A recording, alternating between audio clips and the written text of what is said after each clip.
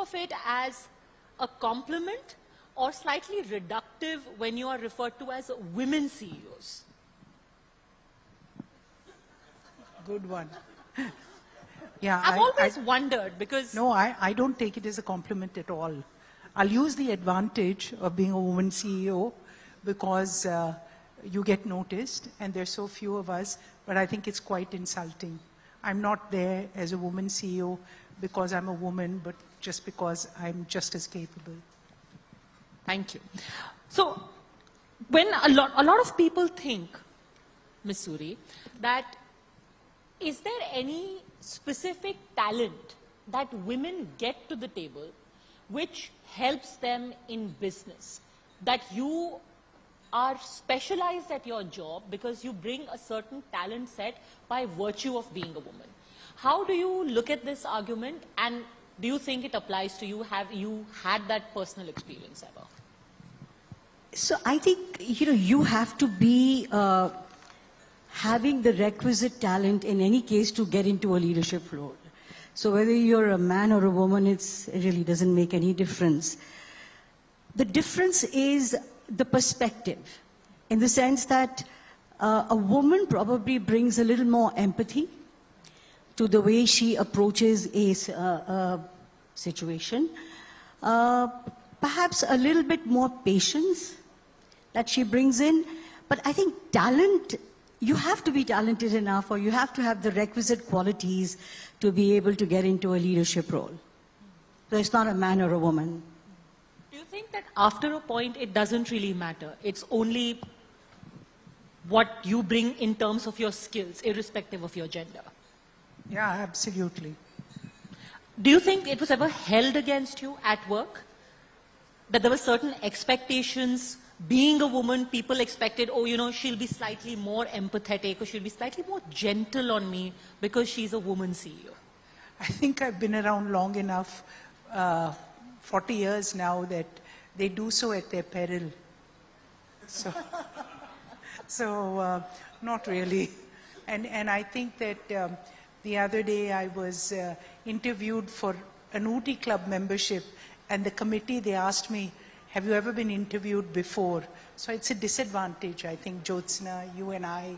But I do think that for every two of us, there are 2,000 out there of entitled guys who are somebody's, sons or, who inherited this. But after a while, just like you said, it goes away. If you do not have the requisite skill, the understanding, the talent, you can destroy. And now the rate of destruction is so much faster than in creation. People don't realize it. You just talk about startups. You don't realize the rate of destruction of companies that have been there has radically gone down.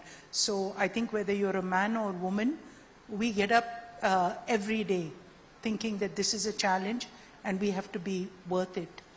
Ma'am, between the both of you, you have a wealth of experience in your respective industries.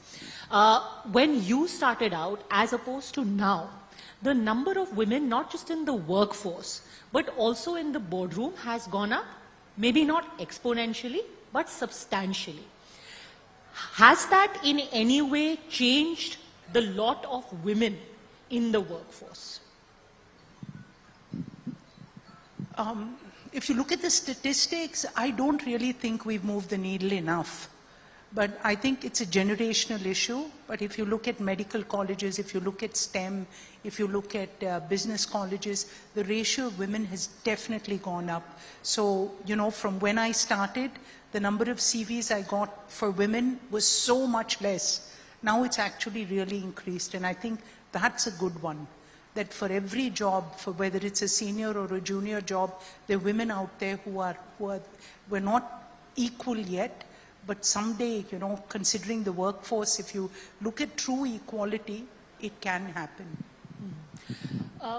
CII, for one, made a policy that they would try and get together women in startup and have a bank of ideas of what the women could do together.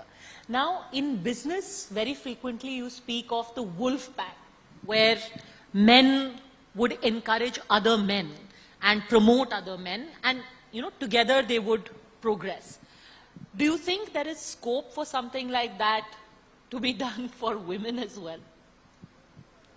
A she-wolf pack, if you will. I don't think women are really,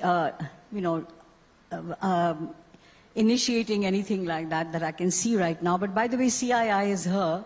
She's past president CII, and I'm past president FICCI. And just for a little bit of just aside, within the three industrial bodies, which is CII, FICCI, and ASSOCHAM, if you put them all together, there are about 326 years. And there have only been 5 women presidents. 1 in CII, 1 in ASSOCHAM, and 3 in FICCI. So I don't know whether that wolf pack is going to happen with us, or the she-wolf pack is going to happen very soon. However, I definitely think that, as I agree with Shobna when she says that there's a lot more women coming up and applying for jobs. And for example, I can say with a great amount of pride that 50% of my senior leadership is already women. And we do want to take up the number across board to about 30%. We also have 2 national award-winning executive women chefs, which is a rare thing to happen because chefs are very much a man's world. So things are moving definitely in the right direction. Women are coming up to the front. As a matter of fact, for the last 16 years, I stepped into these shoes, into Lalit's shoes 16 years ago. It was a lot different then, and as I see year on year, there is an improvement, and there is many more women coming into the front and into leadership roles. When you say that 50% almost of your workforce is now women, was that done consciously or organically? My leadership roles, yes. A couple of them are sitting here in the audience as well. It happened organically. They were suited for the role that they were in. And we're very happy to have them on board. So, one must understand that you're not interviewing a person because it's a man or a woman. The person has to be suitable for the role. But there is a conscious effort that one is trying to make now to increase the workforce. With us, I think it's just been lucky that we've got this 50% already. Even in my boardroom, we have 5 ladies on the board, as against 4 men, so we outnumber the men. In CII, the idea of putting together women and their ideas for startup, what was the need felt for that? So I think just like every company, every industry body, where everyone realizes that you have to give a certain group an extra fillip, for them to develop. Only then, just like when they're a young shoot, you have to look after them a little more. Women are at that stage. So while we have 100 unicorns in India, how many of them are women? So you have so many world-class companies in the world. Even the Fortune 500, there are only like 58 women CEOs.